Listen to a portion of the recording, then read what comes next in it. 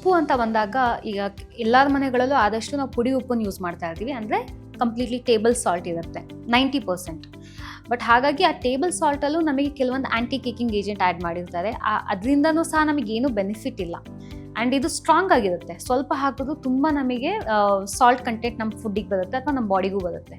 ಹಾಗಾಗಿ ನೀವು rock salt use ಮಾಡೋದ್ರಿಂದ, ರಾಕ್ ಸಾಲ್ಟ್ ಅಂದರೆ ಕಲ್ಲುಪ್ಪು, ವೆರಿ ಸಿಂಪಲ್ ಆಗಿ ಅದನ್ನ ಯೂಸ್ ಮಾಡೋದ್ರಿಂದ ನಿಮಗೆ ಅದರಲ್ಲಿ ಮಿನರಲ್ಸ್ ಇರುತ್ತೆ. ಬರೀ NaCl ಸಿಗ್ದಲೆ ನಿಮಗೆ ಅದರಲ್ಲಿ ನಿಮಗೆ ಪೊಟ್ಯಾಷಿಯಮ್ ಇರ್ಬೋದು, ಮೆಗ್ನೀಷಿಯಮ್ ಇರ್ಬೋದು, ಕೆಲವೊಂದು ಮಿನರಲ್ಸ್ ನಿಮಗೆ ಆ್ಯಡ್ ಆನ್ ಆಗ್ತಾ ಹೋಗುತ್ತೆ.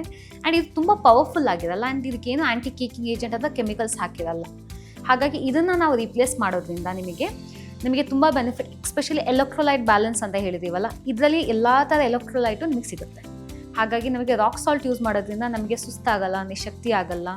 ಆ್ಯಂಡ್ ಮೋರ್ ಓವರ್ ನಮಗೆ ಅದ್ರ ಜೊತೆ ಮಿನರಲ್ ಸಿಗ್ತಾ ಹೋಗುತ್ತೆ. ಹಾಗಾಗಿ ಟೇಬಲ್ ಸಾಲ್ಟ್ಗಿಂತ rock salt is best option. ಇದ್ರ ಜೊತೆಗೆ ನಿಮಗೆ ಕೆಲವರಿಗೆಲ್ಲ ಆ್ಯಕ್ಚುಲಿ ನಿಮಗೆ ಗಾಗಲ್ ಮಾಡಬೇಕು, ಕೆಮ್ಮಾದಾಗ ನೀವು ಆ್ಯಕ್ಚುಲಿ ಉಪ್ಪಲ್ಲಿ ನಿಮಗೆ ನೀರು ಮುಕ್ಕಳಿಸಿ ಅಂತ ಎಲ್ಲ ಹೇಳ್ತೀವಿ. ಇದಕ್ಕೂ ಸಹ ನೀವು ಟೇಬಲ್ ಸಾಲ್ಟ್ಗಿಂತ ರಾಕ್ ಸಾಲ್ಟ್ ಯೂಸ್ ಮಾಡಿದಾಗ ನಿಮಗೆ ಬೆಸ್ಟ್ ಬೆನಿಫಿಟ್ ಇದೆ. ಹಾಗಾಗಿ ನೀವು ಟೇಬಲ್ ಸಾಲ್ಟ್ನ ಆದಷ್ಟು ರಾಕ್ ಸಾಲ್ಟ್ ಆಗಿ ರಿಪ್ಲೇಸ್ ಮಾಡಿ 90%.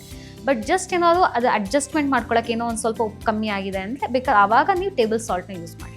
ಸೊ ಆದಷ್ಟು ರಾಕ್ ಸಾಲ್ಟ್ ಯೂಸ್ ಮಾಡೋದ್ರಿಂದ ಬೆನಿಫಿಟ್ ಜಾಸ್ತಿ.